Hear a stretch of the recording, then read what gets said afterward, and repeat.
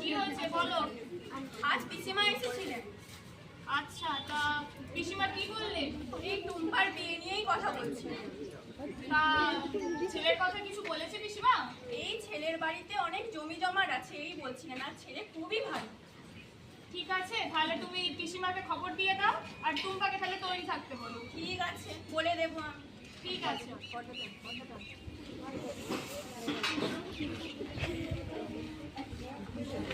এরপর আমরা দেখব আমাদের নাটকের তৃতীয় দৃশ্য। এই সব খবর দেওয়ার পর টুম্পা যখন জানতে পারে তার বিয়ে দিয়ে দেওয়া হবে, এই সময় সে তার মাকে কিছু কথা বলে। তো এখন আমরা দেখব টুম্পা এবং তার মায়ের মধ্যে কথোপকথন।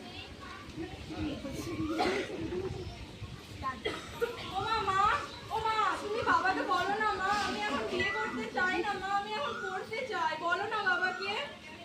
তুই তো জানিস আমাদের সংসারের ইতিহাস, তার উপর তোর বাবা বলছিলেন এত ভালো ছেলে সবসময় কোথায় পাবে?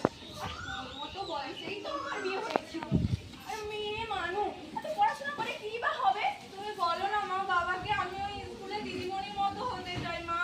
তোকে পড়ানোর মতো এত টাকা পয়সা আমাদের কারণ নেই, তোকে বিয়ে করতেই হবে।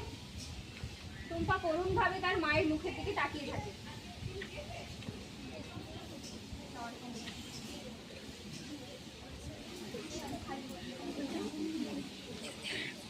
গল্পের পরবর্তী দৃশ্য। প্রতিদিনের মতো টুম্পার বান্ধবীরা তাকে পরের দিনও ডাকতে আসে স্কুল যাওয়ার জন্য। এই সময় কি হয় সেটাই আমরা দেখব।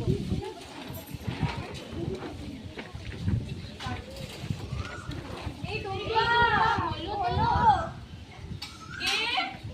আমরা তো টুম্পার হয়েছে। টুম্পা আজ থেকে স্কুলে যাবে না। কেন গো? ওর বিয়ে হয়ে গেছে, ওর কখনো স্কুলে যাবে না। ঠিক আছে, ঠিক আছে।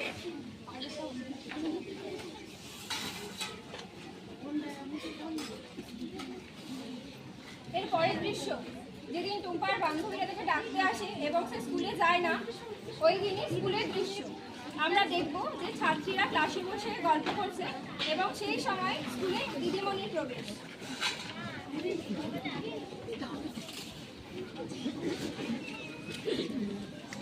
এই বস্তরা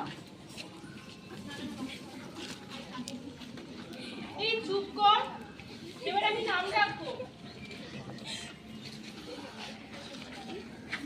মিতা, চম্পা, শেফালি, দীপা, টুম্পা, টুম্পা, টুম্পা হালদার। কি রে মিতা, টুম্পা কিছুদিন থেকে স্কুলে আসছে না কেন? কি হয়েছে, আমতা আমতা করছিস কেন? কিছু জানিস তো বল। শুনলাম টুম্পার নাকি বিয়ে দিয়ে দিয়েছে। সে কি কথা, বিয়ে দিয়ে দিয়েছে? এই বয়সে বিয়ে করে নিল? হ্যাঁ দিদিমণি, তাই তো শুনলাম।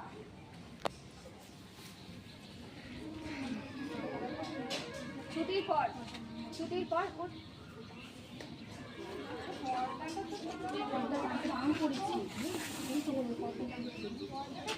পর আমরা দেখব যে মেয়েরা যখন স্কুলের পথে বাড়ি যাচ্ছে তখন সেই সময় রাস্তা দিয়ে কিছু বখাটে ছেলেদের যাচ্ছিল।